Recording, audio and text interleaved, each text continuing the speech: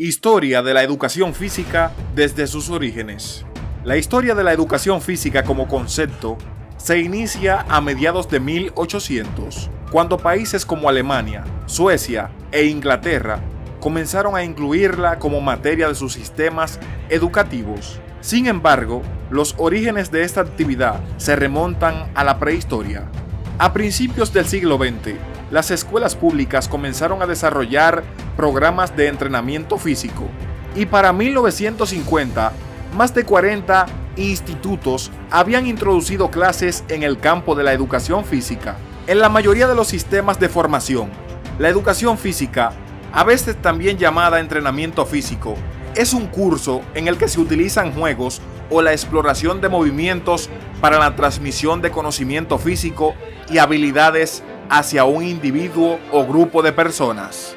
Los profesionales de la salud cada vez le dan mayor importancia a su implementación en la sociedad, empezando en los centros escolares, ya que supone una mejora en el bienestar físico y emocional de las personas. La educación física ha existido desde las primeras etapas de la sociedad, en formas tan simples como la transmisión de habilidades básicas de supervivencia y caza. El ser humano, al ser nómada, requería de una serie de entrenamientos para poder fortalecer sus músculos y habilidades psicomotrices. Con ello, intentaban asegurarse de la captura de alguna presa para comer, la defensa ante enemigos, otras tribus o animales salvajes, o el cuidado de sus posesiones. Más adelante, las antiguas civilizaciones chinas, indias y egipcias tenían tradiciones de educación física, principalmente llevadas a cabo en competencias deportivas, tácticas militares y artes marciales. Se considera que la historia real de la educación física comenzó con el cambio de las metodologías utilizadas para transmitir habilidades físicas y hasta cierto punto las distintas intenciones del educador. Por lo tanto, la influencia griega es fundamental para entender cómo esta disciplina ha evolucionado hoy en día.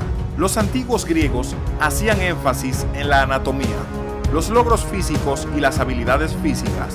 Por primera vez en el mundo antiguo, estos elementos se combinaron con un acercamiento científico y humanista para balancear la vida. Se considera que el creador de esta rama educativa, tal y como se conoce hoy en día, fue Frank Lawin Young. Durante el siglo XIX, Young estableció en Alemania la primera escuela de gimnasia para niños.